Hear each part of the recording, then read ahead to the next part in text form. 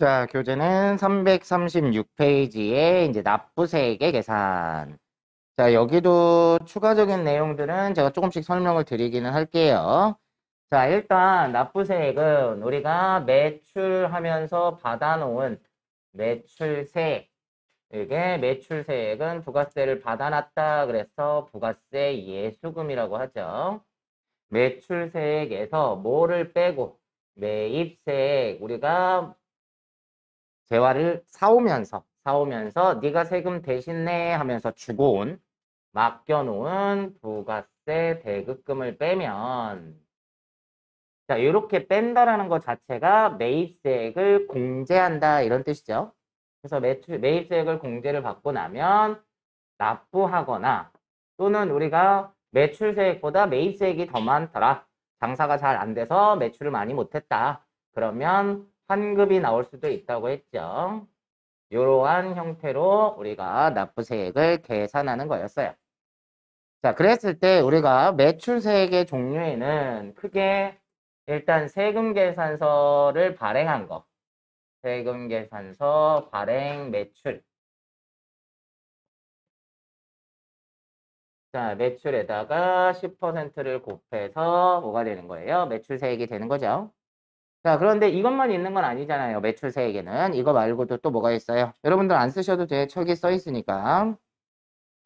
그 다음에 이거는 일반적인 세금계산서고 영세율 세금계산서 발행 매출은 0%고 그죠?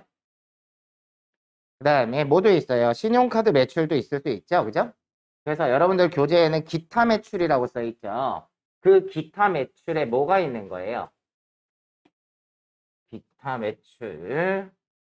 기타 매출은 신용카드 매출이라든지 카드 매출, 신용카드 영수증 발행 매출이라든지 자, 그 다음에 이것도 10% 신용카드 안에는 모두 포함이 되어 있다고 그랬어요. 현금, 영수증, 직불카드 이런 거 다 포함이에요. 이 매출에 대해서도 10% 똑같이. 그러니까 이거는 현금, 영수증은 신용카드 안에 포함이 된다 이렇게 생각을 하세요. 어차피 입력할 때도 같이 입력하니까. 자, 이러한 매출들이 있다라는 거고 그 다음에 조심하셔야 될 거. 현금 매출이에요. 현금 매출.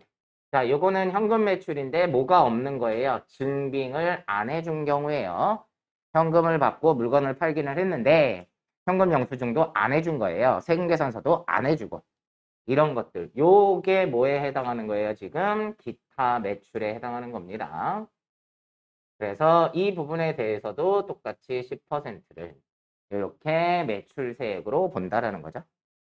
되셨나요? 자, 그리고 매출세액에서 부가세 예수금을 받지도 않았는데 나는 납부를 했어. 근데 거래 상대방이 그러니까 외상으로 팔았을 때 내가 거래 상대방에게 외상으로 물건을 팔았는데 부가세를 받지 않았잖아요. 근데 날짜가 돼서 신고 납부를 해버린 경우가 있어. 근데 거래 상대방이 파산을 했다든지 사망을 했다든지 그런 문제로 인해서 대손이 나는 경우가 있잖아요. 그죠? 그랬을 때 우리가 뭐를 대손난 거에 대해서 세액만 대손금 전체로 보는 건 아니고요. 대손 세액만 부가세만 플러스 하거나 마이너스 할 수 있다고 그랬어요.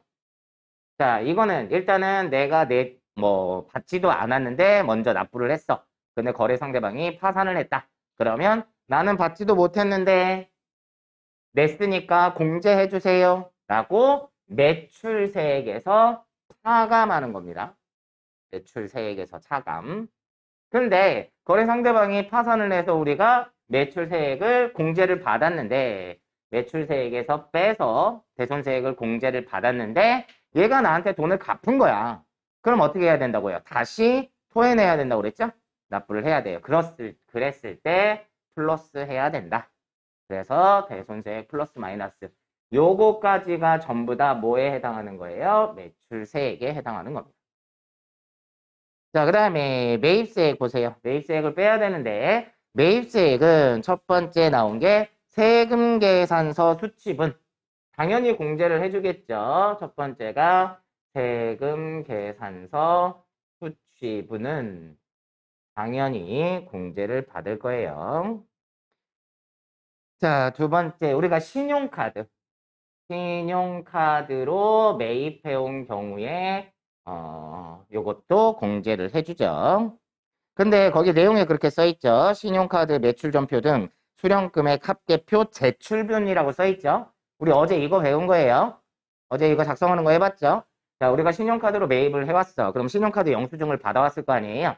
그 영수증을 부가세 신고할 때 제출하는 게 아니라고 그랬잖아요. 그 명세서를 작성한다고 그랬죠. 그 명세서를 작성하는 걸 어제 우리 실기에서 한번 해봤어요. 거기 중에 공제가 되는 것도 있고 안 되는 것도 있었어요. 신용카드 영수증 받아왔을 때 공제가 안 되는 항목들 기억을 좀 하시라고 했죠.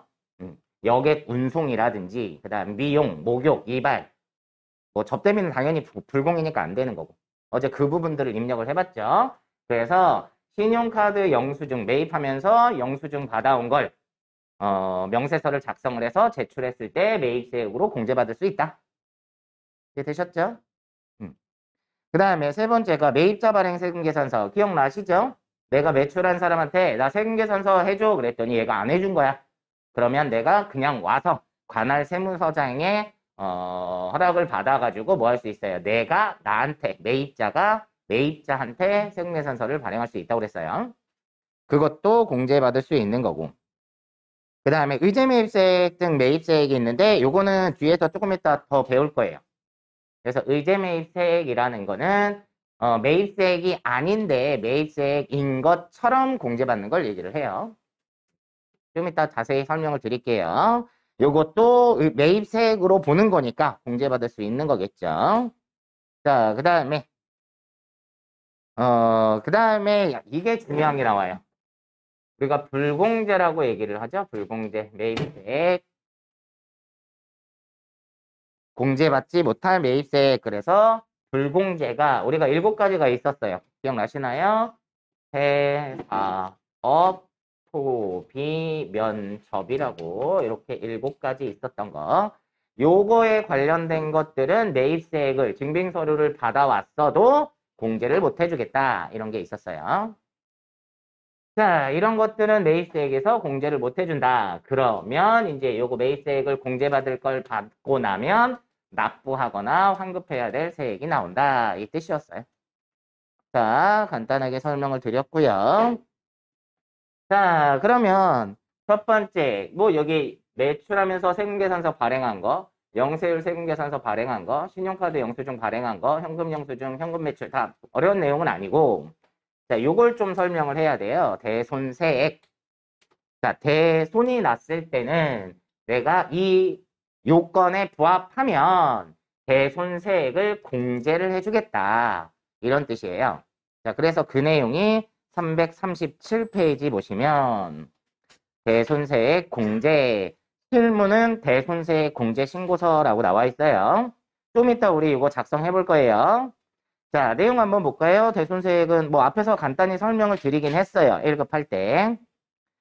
자, 내용 보시면 사업자가 과세 재화 용역을 공급한 후 공급받는 자의 파산 등으로 인하여 부가가치세를 거래 징수하지 못하는 경우에 그 대손세액을 매출세액에서 차감할 수 있다는 얘기예요. 이 경우에 공급받은 자는 그 세액을 매입세액에서 차감한다. 만약 외상매출금 등이 대손 처리되는 경우에 공급자는 거래 징수하지 못한 부가가치세를 납부하는 불합리한 결과를 방지하기 위함이다. 그래서 대손세액 공제는 그냥 부가세만큼만 빼준다 이 얘기죠. 부가세만큼만. 뭐 대손세액 공제액은 중요한 내용은 아니고 자, 대손 사유. 자, 요거 굉장히 중요해요. 자, 이런 경우에만 대손세액을 공제를 해주겠다 이런 뜻이었어요. 그래서 밑에 첫 번째 소멸시효가 완성된 채권. 소멸시효는 뭐 채권마다 차이가 있으니까 근데 내가 받으려고 노력했음에도 불구하고 못 받게 되는 경우. 자, 그래서 채권자의 입장에서 계속 받으려고 노력함에도 불구하고 아까 얘기한 대로 그쪽에서 등기를 나한테 계속 보내는데 나는 계속 안 받는 거야. 그러면 소멸시효가 연장이 안 되잖아요. 그러면 어떤 특정 기간이 지나게 되면 소멸시효가 완성이 되게 되고 그러면 나는 이제 받으려고 노력했는데도 이건 받을 수가 없다. 이런 경우를 얘기하는 거예요. 그게 소멸시효가 완성됐다 이런 얘기입니다. 여러분들 시험 문제에 나올 때는 그냥 소멸시효가 완성됐다 이렇게 나와요. 그러니까 소멸시효가 뭐고 뭐 이런 건 크게 신경 쓸 필요는 없어요. 그래서 소멸시효가 완성된 채권에 대해서는 대손세 공제를 신청할 수 있다 이 뜻입니다. 되셨나요? 그 정도 보시면 될 것 같고 다음 338페이지 2번에 보시면 자, 회생 계획 인가 결정 또는 법원의 면책 결정에 따라 회수불능으로 확정된 채권.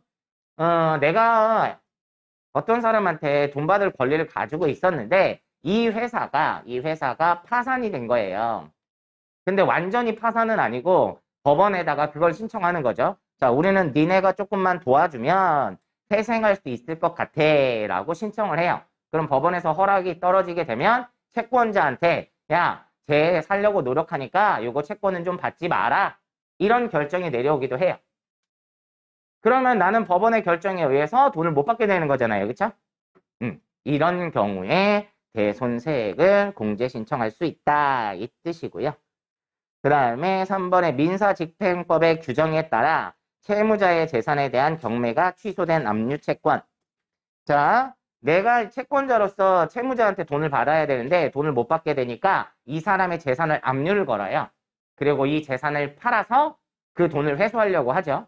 그러면 이 재산을 팔려고 경매에다 올렸는데 경매가 취소가 된 거예요. 그럼 안 팔렸으니까 내 돈을 받을 수가 없잖아. 그죠? 네, 그런 경우에도 대손세액 공제를 해주겠다. 이 얘기고. 그 다음에 4번에 이게 2020년에 개정된 법인데요. 내용 보세요. 서민의 금융생활 지원에 관한 법률에 따른 채무의 조정을 받아서 신용회복 지원 협약에 따라 면책으로 확정된 채권. 그냥 그렇다라고만 보세요. 이건 뭐 자세히 볼 필요는 없을 것 같아요. 다음 5번이 시험 문제는 가장 잘 나오죠. 부도 발생일로부터 6개월이 지난 어음 수표 및 외상 매출금. 그냥 여러분 시험 보실 때 기억할 거는 부도는 6개월이 지나야 된다. 우리 예전에 회계 처리할 때 기억나시나요? 내가 어음을 만기가 돼서 제시를 한 거야. 그랬더니 이 회사가 부도가 났어. 그러면 우리 바로 대손 처리하지 않죠. 뭘로 해놓는다고 그랬죠? 부도, 어음과 수표라는 걸로 해놨다가 받으려고 노력할 거 아니에요. 그죠? 그러고 나서 도저히 못 받게 되면 그때 대손 처리를 하죠. 비슷한 개념으로 보시면 돼요. 부도가 나면 우리가 회계 처리도 부도, 어음과 수표로 보관해 놓잖아요. 그런 것처럼 부도는 6개월이 지나야지만 대손세액 공제 신청을 할 수가 있다. 그렇게 보시면 되고 또 개정세법이 또 나왔네요. 중소기업의 외상매출금 및 미수금으로서 거래일로부터 2년이 경과한 외상매출금. 자, 중소기업의 경우라고 보시면 되고 2년이 지나면 그냥 대손 처리할 수 있다. 이 얘기로 보시면 될 것 같네요. 그 다음에 채무자의 파산, 강제집행, 사업 폐지, 사망 등으로 인해서 회수할 수 없는 채권도 대손세액을 공제를 해주겠다는 얘기입니다. 자, 그 다음에 8번에 회수기일이 6개월 이상 지난 채권 중에서 채권 가액이 30만 원 이하인 경우 우리가 소액 채권이라고 얘기를 합니다. 소액 채권. 소액 채권에 대해서는 6개월 이상 지나게 되면 못 받으니까 대손세액 공제를 해주겠다. 다음 9번에 회생 계획 인가 결정에 따라 채권을 출자로 전환하는 경우 이때도 대손 처리를 해주겠다. 세액 공제를 해주겠다. 이 뜻입니다. 자, 그리고 자, 요거는 꼭 기억하셔야 돼요. 지금. 왜냐면 좀 이따 실기해 보겠지만 문제가 이렇게 열거가 돼 있어요. 그럼 이 중에 대손세액 공제가 가능한 것만 대손세액 공제 신고서에다 입력을 해야 되거든요. 그러니까 첫째는 이게 대손세액 공제가 되는 대상인지 아닌지를 구분하는 문제가 더 중요하다는 거예요. 그래서 지금 나온 9가지가 나와 있는데 요거는 여러분이 꼭 기억을 하셔야 됩니다. 자, 그리고 또 밑에 대손세액 공제 범위 및 시기. 그래서 아무 때나 공제를 받을 수 있는 건 아니고요. 자, 재화 또는 용역의 공급일로부터 최초 공급일 있죠? 공급일로부터 10년이 지난 날이 속하는 과세기간에 대한 확정신고 기한까지 대손세의 공제 대상이 되는 사유로 인하여 확정되는 대손세액이어야 한다. 그러니까 예를 들면 내가 이런 식이에요. 5월 1일 날, 자, 만약에 내가 대화를 이날 공급을 한 거예요. 공급을 했어요. 뭐 1,000만 원에 100만 원 부가세라고 보고. 자, 그런데 외상으로 팔았는데 이 회사가 외상 매출금을 못 갚고 2020년 6월 5월로 할게요.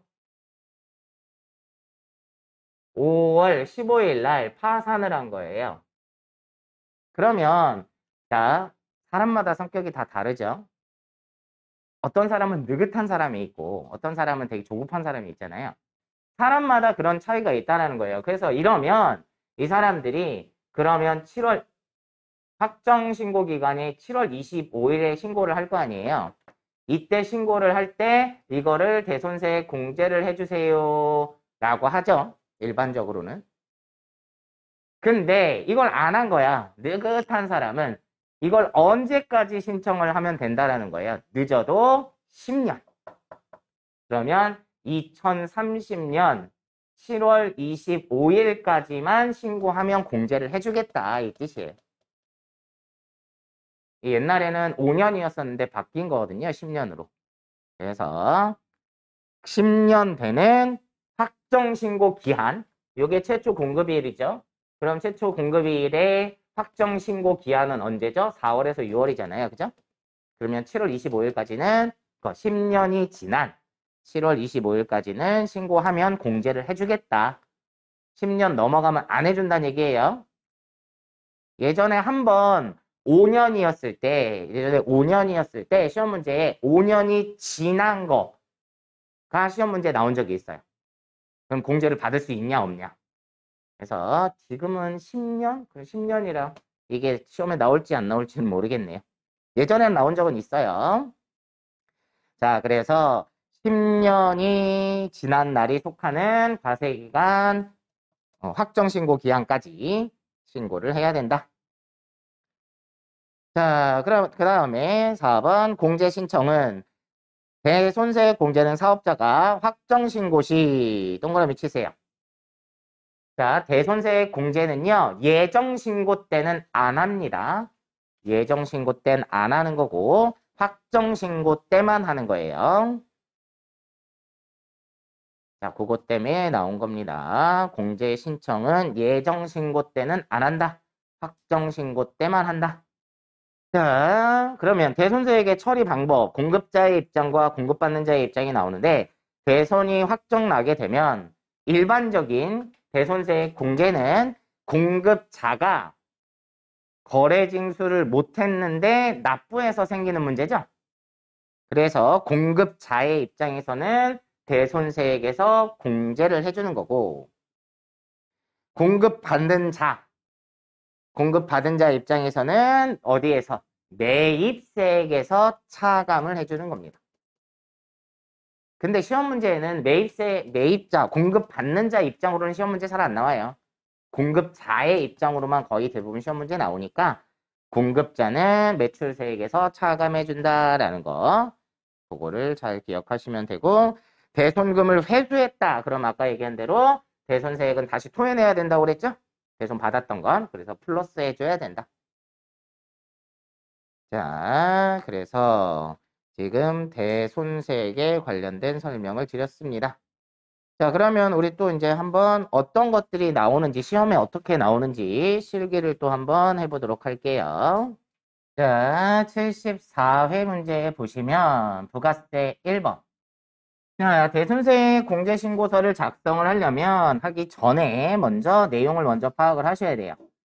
자, 1번. 다음 자료를 이용하여 주 대응의 2020년 1기 부가가치세 확정신고 시 대손세 공제신고서를 작성하시오 그랬네요.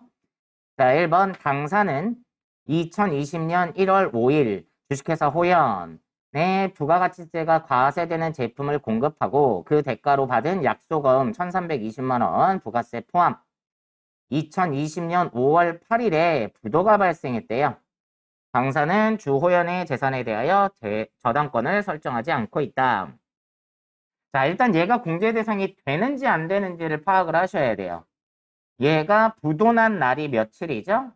5월 8일이에요. 그쵸? 근데 지금 신고하는 날짜는 며칠이에요? 일기 확정이니까 7월 25일이죠? 그죠? 그러면 부도난 지 6개월 지났어요? 안 지났어요? 안 지났죠? 얘는 공제 대상이 안 되는 겁니다. 자, 근데 이건 추가로 설명을 드릴게요. 얘가 만약에 6개월이 지났다고 볼게요. 6개월이 지났는데 저당권을 설정해 놨으면 공제 안 해줘요. 무슨 얘기냐면 예를 들어서 얘가 나한테 그 외상값을 안 갚으면 저 건물을 나한테 주기로 했단 말이에요. 그럼 여기 저당 잡혀 있는 게 있잖아요. 그죠? 그런 상황이라면 부가가치세법 입장에서는 너 어차피 저 건물 팔아서라도 네 돈 챙길 거잖아. 그러니까 공제 못 해줘. 이런 개념입니다. 그래서 저당권을 설정을 해놨다. 그러면 공제를 못 받아요. 자, 그 내용이 예전에 시험 문제 한번 나온 적이 있어서 설명을 드린 거고요. 자, 1번은 어찌됐든 공제 대상이 안 됩니다. 다음 2번 외상매출금 중에 5,500만 원 부가세 포함은 2014년 2월 9일 백두 상사에 대한 것이다. 이 외상매출금의 회수를 위해 당사는 법률상 회수 노력을 다하였으나 결국 회수를 못하였고 2020년 2월 9일자로 동외상매출금의 소멸시효가 완성됐대요. 자, 소멸시효가 완성됐으니까 공제 대상이 된다는 얘기죠. 되셨나요? 근데 이게 이때 당시에 나왔을 때 그 대손 공제받을 수 있는 시기가 5년이었단 말이에요. 그래서 그때 당시에 얘는 5년이 지났기 때문에 공제를 못 해준다라는 거였어요. 근데 세법이 바뀌었다고 그랬죠. 10년으로 바뀌면서 얘는 이제 공제 대상이 된다라는 거예요. 그러니까 이때 당시에 문제는 그랬어요. 5년이 지나서 공제를 못 받는다. 그런데 얘는 지금 10년으로 바뀌었으니까 지금 우리가 풀어볼 때는 공제받을 수 있는 거란 얘기죠. 다음 3번 보세요. 2016년 6월에 타산으로 대손 처리했던 주상생에 대한 외상매출금 1650 부가세 포함 중에 60%에 상당하는 금액인 990만 원 부가세 포함 2020년 6월 17일에 현금으로 회수했어요. 당사는 동채권에 대하여 2016년 1기 부가세 확정신고 때 대손세 공제를 적용받았던 거예요. 그럼 다시 토해내야 되겠죠. 그죠? 그래서 얘는 밑에 써있죠. 단 대손 사유는 7번 대손 채권 일부 회수로 직접 입력할 것 이래놨네요. 자, 얘는 다시 토해내야 되니까 공제 대상에다가 입력을 해줘야 돼요. 다음 4번 2019년 3월 16일 당사 공장에서 사용하던 기계장치를 태안실업에 770만 원 부가세 포함의 외상으로 매각하였다. 2020년 5월 20일 현재 태안실업의 대표자가 사망하여 기계장치 판매 대금을 회수할 수 없음이 객관적으로 입증되었대요. 자, 사망했으니까 공제 대상이 된다는 얘기입니다. 자, 그러면 이렇게 먼저 확인을 하시고 자, 입력을 해볼게요. 부가가치 탭에 들어가셔서 두 번째 항목에 대손세액 공제신고서가 있어요. 자, 클릭하시고요. 자, 조회기간은 지금 1기 확정이라고 그랬으니까 언제부터 언제죠? 1기 확정이면 4월에서 6월. 자, 그러면 아까 1번은 안 된다고 했고요. 6개월이 안 지나서 2번은 소멸시효가 완성됐으니까 해준다고 그랬죠? 그러면 여기 대손 확정일이 언제예요? 자, 2020년 2월 9일자로 외상매출금의 소멸시효가 완성되었다 그랬죠? 그러니까 2020년 02월 09일. 자, 대손 금액은 자, 여긴 부가세 포함해서 쓰는 거예요. 대손 난 건 5,500만 원이니까. 자, 여기다 5,500을 쓰시고 엔터를 치시면 세액이 500이 빠져나와요. 이렇게. 자, 그리고 거래처는 F2번 누르셔서 찾으세요. 백두상사였죠? 자, 엔터 치시면 대손 사유를 선택하래요. 얘가 지금 소멸시효 완성이죠? 그러니까 6번을 선택을 하시면 됩니다. 자, 밑에는 여기서 거래처를 입력을 했기 때문에 저절로 나오는 거예요. 그래서 신경 안 쓰셔도 되고요. 자, 요렇게 입력하시면 된다는 얘기입니다. 자, 그럼 여기서 하나 또 팁. 만약에 여러분들 이론 문제 시험 중에 대손 사유를 물어보는 것들이 있으면 여기 와서 확인할 수 있겠죠? 이걸 다 암기를 안 하셔도 된다라는 거예요. 자, 다음. 아까 3번은 일부 회수한 거라고 그랬죠? 자, 그러면 얘는 회수한 날 2020년 6월 17일 날 현금으로 회수했죠? 그래서 2020년 06월 17일. 자, 우리가 공제를 신청할 때는 그냥 플러스로 쓰잖아요. 그죠? 이건 회수했으니까 반대로 마이너스로 쓰셔야 돼요. 그래서 얼마를 회수했다고 그랬어요? 990만 원이었죠? 그래서 여기에다가 마이너스 990만 원 이렇게 입력하시면 세액인 90만 원만 빠져나오고 거래처는 누구였어요? 주식회사 상생이었네요.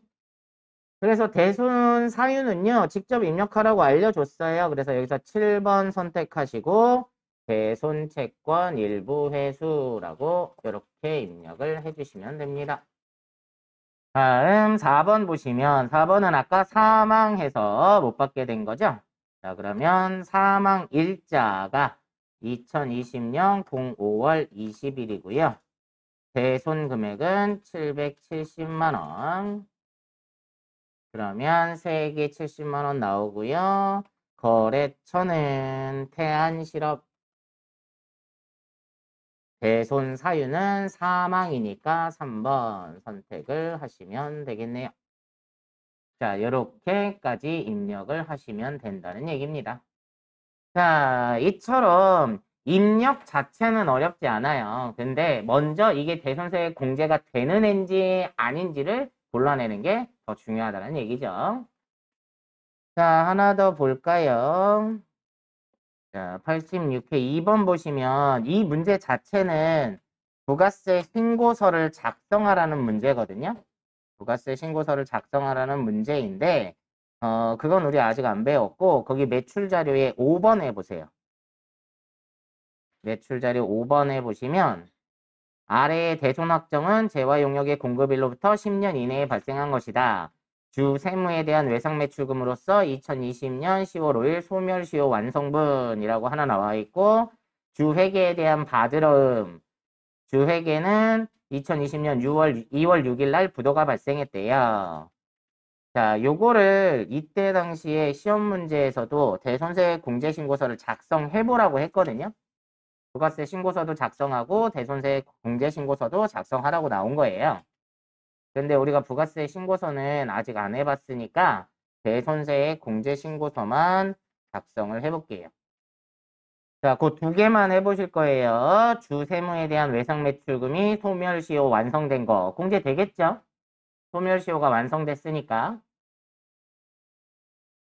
그 다음에 주 회계에 대한 받으러움은 6개월 지나야 된다고 그랬죠. 근데 지금 얘네 신고 기간이 2기 확정이에요. 근데 부도 발생한 날이 2월 6일이고 지금 신고하는 게 2021년 1월 25일이잖아요. 그러니까 6개월 지났으니까 공제를 해주겠죠. 자, 그러면 입력을 해볼게요. 자, 부가가치의 대손세액 공제신고서 열으시고요. 날짜는 2기 확정이라서 10월에서 12월 입력하시고 자, 첫 번째 주 세무에 대한 외상 매출금으로서 2020년 10월 5일에 소멸시효가 완성됐으니까 공제 대상이 되겠죠. 소멸시효 완성은 그럼 확정일은 언제로? 2020년 10월 05일 대손금은 4,400만 원 입력하시면 400만 원 나오고 거래처는 주세무였죠. 세무. 대손 사유는 얘가 소멸시효 완성이니까 6번 이렇게 입력을 하시면 된다는 얘기입니다. 자, 그 다음에 제가 이걸 해드린 이유는 요거 때문에 그래요. 부도나면 입력하는 게 좀 다르거든요. 자, 보세요. 주회계에 대한 받으러움이 2020년 2월 6일에 부도 발생했고 지금 날짜는 2021년 1월 25일에 신고하는 거예요. 그죠? 그러니까 부도가 6개월 지났다는 얘기죠. 그럼 여기다 쓰실 때 자, 대손 확정일은 부도가 발생한 날이 아니라 부도가 발생하고 6개월이 지나면 8월 6일이죠. 그죠? 8월 6일이고 그러면 6일까지 6개월이 지났으니까 확정된 날은 그 다음 날이에요. 그래서 부도에 대해서 쓸 때는요. 날짜를 잘 보고 쓰셔야 돼요. 대손이 확정되는 날은 2020년 08월 07일이에요. 이 말이 이해되시나요? 부도 발생한 날이 며칠이었어요? 2월 6일이죠. 그럼 6개월이 지나면 8월 6일이죠. 그 날짜를 지나야 되니까 8월 7일 날 대손이 확정된다는 거예요. 자, 요거 조심하셔야 됩니다. 그래서 대손 금액은 5,500만 원 입력하시면 500만 원이 나오고 거래처는 주식회사 회계 얘는 부도 6개월이다. 이렇게 입력을 해주시라는 얘기입니다. 자, 이렇게 해서 대손세액에 대한 설명을 좀 드렸어요. 대손세액 공제받는 내용, 그리고 공제받을 수 있는 거, 그리고 신고서를 작성하는 방법, 요거까지 설명을 드렸습니다.